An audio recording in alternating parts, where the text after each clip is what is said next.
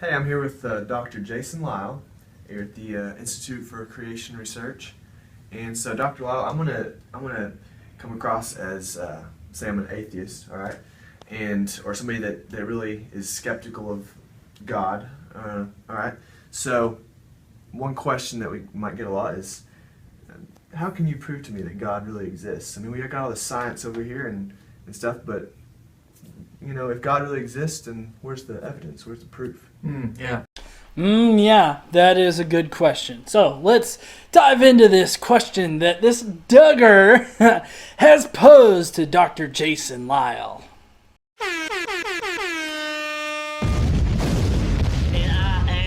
Godless engineer, a conscious pioneer, a logic general, a reason brigadier. More bullshit from the pulpit. Meet me in the comment section and you get schooled, bitch. The Godless Engineer. This is Matt with Miami Valley Skeptics. You can find us on iTunes and Stitcher, on Twitter at the MV Skeptics, and on our website, MiamiValleySkeptics.com. If you were unaware, this is one of the Duggars. You know, that family that thinks a vagina is a clown car.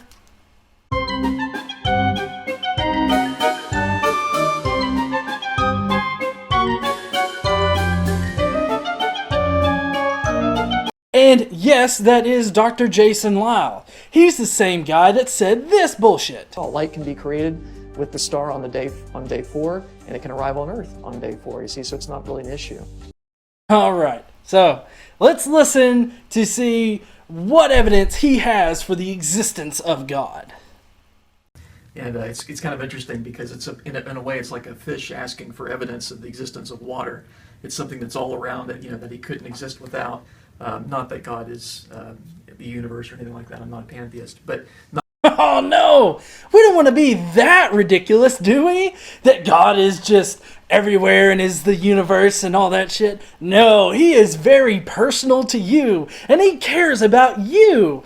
But yeah, God being the universe, that's just ridiculous shit. Come on, dude. And honestly, your comparison of a fish, being in, or a fish questioning water and that being comparable to an atheist questioning God, we actually can observe actual evidence for water. We can touch it. We don't actually touch God. We can't see God. We can't feel God. We can feel emotions that are elicited by chemicals in our brains, sure. That's not God, though. Not in the least bit. No, that is simply chemicals in our brain. Now, if you are still conscious and you have not face desked yourself into a coma, let's continue watching. Nonetheless, the evidence of God is ubiquitous. It's everywhere. And in fact, Romans 1 tells us that God has revealed himself to everyone. And what that means is there really is no such thing as an atheist. There are those people who profess to be atheists, but in their heart of hearts, they know that there's God because God has revealed himself to everyone. He's hardwired us to know that he exists. He's hardwired us in such a way that when we look into the universe, we immediately recognize it's the handiwork of God, and not just a God, the God. We recognize God. And so Now, this is the basic presuppositionalist argument. If you would like to know some really good arguments against it or whatnot, just look at Matt Dillahunty and Cy Ten Bruggenkate's debate. Matt Dillahunty was able to prepare his responses months in advance because their arguments never change. They presume that God exists to begin with. And what he's saying right here is that God is written on all of our hearts. So even though I say I don't believe in God, I really believe in God because it's written on my heart. That's basically like saying, hey, I know that you're not an engineer, but it's written on your heart. You're an engineer. Don't worry about it. You're an engineer. It's ridiculous. God is not written on our hearts. It is that simple. It really is. There might be this predisposition to believe in a higher power or to explain things that we can't explain, but that's not God. We do have a predisposition to control things. It's part of human nature, and that is what God was born out of. Now, you can't just presuppose that God exists. That's not how it works. First, you have to show that God exists. The default position is there is no God and God doesn't exist. So you have to prove your case. The hypothesis is there is a deity that controls everything. And for these motherfuckers right here, it's a deity that is personal to you, that cares about every single thing that goes on in your life, that perfectly plans your life out before you're even born. Now, God obviously fails his own test that he wrote in the Bible, because prayers don't work like they should. The universe doesn't work like the Bible says that it should. In the Bible, plants should be able to exist without sunlight, but yet they do in the Bible. Therefore, God fails at his own test that he wrote, supposedly. Now, let's all just figure that these two should be wearing helmets in order to walk around society and continue this video. Don't really have to give new evidence to a professing atheist. All I have to do is is to expose his suppressed knowledge of God, because you see in Romans 1 again, it tells us that the reason that unbelievers profess that they say there's no God, etc., etc., it's not because they don't know him, it's because they're suppressing the truth in unrighteousness, the Bible says. They know God, but they're holding down that knowledge of God, even from themselves. Oh yes, we are holding down that knowledge of God. We are just totally totally throwing that shit away, because we don't want God to be real. We want to be able to go and rape and murder people like, every atheist does. I mean, do you guys not just go out and rape the first woman that you see, or man, whatever you fancy? I know I do. Every morning I wake up, I'm like, oh man, there's this virgin down the road. Man, I'm gonna rape her. Yeah, because that's what atheists do. Hashtag atheists have no morals. Actually, it's more or less like, I helped out my fellow man today. Hashtag atheists have no morals. I set up a GoFundMe page for a friend that lost her husband. Hashtag atheists have no morals. But he would use these things to say that I actually do believe in God because I know right from wrong. And you're going to see that here in a second. And sometimes they're partially successful in convincing themselves that they don't believe in God. So what I would do is I would point out that the way they behave and the knowledge that they have shows that in their heart of hearts they really do know God, and they really do believe in God in their heart of hearts. One example of this would be morality. I would point out that my secular friend who says, oh, there's no such thing as God, nonetheless he believes in right and wrong. He believes that some actions are morally commendable and others are morally despicable. But how would that be if there's no God? If the universe is just chance and our bodies are just the result of evolution, we're just basically a chemical accident. Well, what one chemical accident does to another is morally irrelevant. I mean, when baking soda and vinegar react and they fizz up, that's just what they do. You don't get mad at the baking soda, bad baking soda. You shouldn't have fizzed up like that. It's just chemistry doing what chemistry does. And so the fact that people get upset when someone violates a moral code, it shows that in their heart of hearts they do know that there's a God who has set rules for us, the rules that are the same for all of us because we're all made in his image. We all answer to God. God will hold us accountable for our actions. Morality makes sense in the Christian worldview. It does not make sense in the atheistic worldview. Oh, would you look at that smug look? Look at that smug look. Isn't that just the smuggest motherfucker you've ever seen? Holy shit. Now, let's kind of unpack what he said here. Basically, that morals do not fit in an atheistic worldview, but yet morals completely are justified by a Christian worldview. What? Is it just me, or is he being completely disingenuous about history in general? Because if you think about it, what he's saying is that, these morals that we have today, the things that we feel that the Bible says today that we find to be morally good or morally bad or morally indifferent, he's saying that those are written on our hearts, and so therefore they would be consistent throughout time, right? But if you really look back at history, and you actually examine it, you would find that that is completely wrong. Our morals have changed with society. The church hasn't been the one to find a new translation or find a new book and change their worldview. Society has been the one to actually change its worldview. And therefore, the church, in order to stay relevant, has had to change itself in order for it not to die a fast and quick death. You know, kind of like what it's doing now. Considering the fact that right now, if it stays with the current decline in Christianity, with the current membership in Christianity, Christians are going to be out of the picture by 2084. And considering they're thousands of years past, that is actually a really, really quick death. And you know why? Because they are changing with the times. They are changing with society. There wasn't a church out there that was like, you know, 2 guys fucking each other. And alternatively, 2 women fucking each other. That's not so bad. You don't hear any church father figure, anything saying that throughout history. But what Dr. Jason Lyle here is saying, and what Answers in Genesis says, and any kind of presuppositional or creationist organization says, is that it's written on our hearts that we know this moral code. That means that our moral code can't change in the future. And I don't like that idea. Not at all. I like to leave it open for change. Now, if you just think back with big movements in the past, being slavery, women's rights, LGBT, those have all changed. And it's been because of society, not because of the church. It's not been because of some new translation we found of the Bible or some kind of new revelation given to us by God.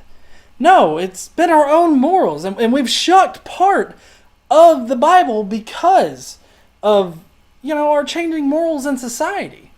So what he's saying here just doesn't even make sense in any kind of worldview. Not in a Christian worldview, not in an atheist worldview. To put it simply, reality doesn't give a fuck what you believe or what you think. Reality's going to do its thing. You know, one of the objections, of course, that sometimes atheists will give is they'll say, well, if God exists, then why is there all this evil in the world? And I would point out that if God doesn't exist, there's no such thing as evil. And so the fact that there is evil in the world is actually a proof of the existence of God. Well, now, I do have to kind of agree with him here that existence of evil in the world is proof of God, because in his own book, he says that he creates evil. So, you know, that rape that happened to you last weekend, God did it. You know that wreck that took your mom when you were 9 years old? God signed it with a cross. You know that time you almost committed suicide? Well, God pushed you to the limit, and he wanted you to kill yourself. So I do agree with him that evil existing in the world could be proof for God, but that's only because in God's own little test manual, he has it in there that he creates evil, he creates light, and he creates dark. So he does pass that part of the test. But now, going back to what he kind of said earlier about, you know, chemical reactions not having any kind of morals or anything like that. Well, you know, that's kind of a straw man fallacy, and it's also working off of personal incredulity. Because he doesn't understand the idea of morals. He doesn't understand how our brains work. True, our brains are just chemical reactions. Our brains are just atoms. But you know what? So is a computer system. But a computer system perfectly mimics how our brain works, using electrical impulses in order to control various functions throughout our body. Now, how these functions are controlled, how our brain is wired, is what gives us our personality. Our brains actually have 3 separate parts in it that all work together in order to produce ourselves. So for him to say that, you know, there's no morals in atheism or there's no morals in materialism, that's just wrong, because our morals come from society. Our morals are societal morals. Our morals change with society. Because nothing would be morally right or wrong apart from a God who has set standards for behavior for all of us, and one who will hold us accountable for our actions. In an atheistic worldview, right and wrong is just nothing more than personal opinions. Anything more like when you say, I don't like anchovies on a pizza, that has the same moral value as murder is wrong to an atheist. Those are the same kind of statements. It may displease you, but that's all you can say. Okay, this right here is really fucking hilarious and hypocritical of him to say. Because in the Bible, all sins are the same. There's only one sin that's held above the others, and that's the sin that I commit on a daily basis. God does not exist. You know, what if you said that and Zeus pops up and like zaps your ass? But that is the only sin that is held above the rest. That's the only sin that apparently you can't come back from. Now, he says that to an atheist, it's no different to murder somebody than to rape a little girl. When in reality, that describes his position exactly. For an atheist position, or more accurately, I guess, a humanist position, we would be concerned about the well-being of those around us. And so the murder and the rape are going to be, on this, you could put them in the same level as being bad or negative. But they're on varying ends, I would say. They're different categories, they're different things. So it's really funny that he says that atheists don't have varying degrees of right and wrong, that, everything would be, just neutral in an atheist worldview. But in an atheist worldview, all we say is, I don't believe in God. That's it. Atheism isn't a knowledge claim. We don't know if God exists or not, but we don't believe in a God. We don't believe a God exists. So we kind of shorten that and colloquialize it to say God doesn't exist, because he doesn't exist to us. According to recent studies, us saying this makes them contemplate death more and actually makes them process the fact that death is final. That's why I suggest you call yourself an atheist. For various other reasons, but if anything, to get them to really contemplate and think about how valuable their life is and how valuable their time on earth is, instead of making it this minuscule amount of time in hopes that there's something infinite afterward. And so morality is one example of many that I could pick that shows that even the atheist in his heart of hearts does know the biblical God. So even when they're presenting that question, they're operating on a theistic worldview, almost presupposing that God does exist in order to ask this question of, if God exists, then why is there evil in the world? That's exactly right. And the way Van Til put it, and Bonson following after him, is that in a way the atheist is like a little child who's sitting in his father's lap, slapping his father and spitting on him and insulting him and so on. He's only able to do it because his father is supporting him.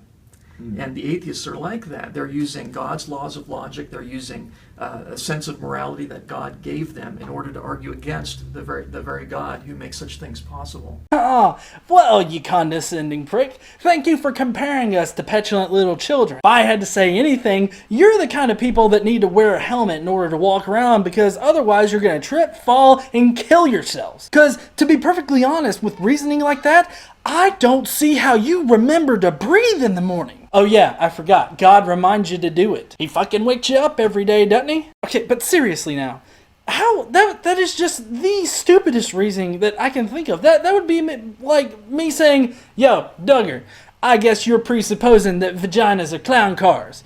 Therefore, you must think that it's funny to fuck a girl so many times she has 20,000 children and her vagina falls out." Now, I don't sit here and I don't push onto you that you don't think God exists, but you're making him exist in order to control people.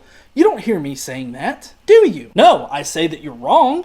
I say that you're purporting misinformation. I think that you're part of a system that looks to control people, that looks to subject people to harmful and emotionally abusive systems. But I don't presuppose that you're knowledgeable in that you knowingly do that. I only work off of what stupid shit comes out of your mouth. Wow, that's really amazing. I've gotten to listen to the great debate, Dr. Bonson versus Dr. Gordon Stein, that happened several years ago, and that was really interesting. I had to listen to it a few times because, they're, pretty smart. So I had to look up some of those big words, but that was really interesting. Yeah, all them big words, like atheist and atheism and what's that DNA shit? Deoxyribonucleic something acidy something. How can acid exist in your body? It seems like you be an alien from one of them Sigourney Weaver movies. Am I right? Every time Dr. Stein would point out, religion is the cause of a lot of these evils in the world and different things like that, Dr. Bunsen would say, hold on. Is there really evil in your worldview? And you're just presupposing that God exists. You're borrowing from my worldview in order to combat my worldview. The most irritating thing is for you to say you are borrowing from my worldview in order to justify your worldview. That is the most annoying fucking thing I can think of. And to be quite honest, it really makes me want to punch a wall. I don't feel like paying for it. That's so condescending and douchebaggy to say. I mean, you don't see me coming at you like that. I mean, I guess maybe where it really comes from is passive aggressive, because that just seems passive aggressive to me. And, you know, my mom, she liked to use passive aggressiveness in order to get her way and to make me feel like shit. So maybe that's why I feel like I want to knock you into next week and possibly see God. Kind of gets really to the root of the matter. And I know there is a lot of also scientific evidence. We are here at the Institute of Creation Research, and there is a lot of really all sciences just points to the validation of the Genesis account. Mm-hmm. And so say that again. All sciences just points to the validation of the Genesis account. All right, I heard you the first time. I was just making sure. I mean, holy shit. All science points to the Genesis account. Really?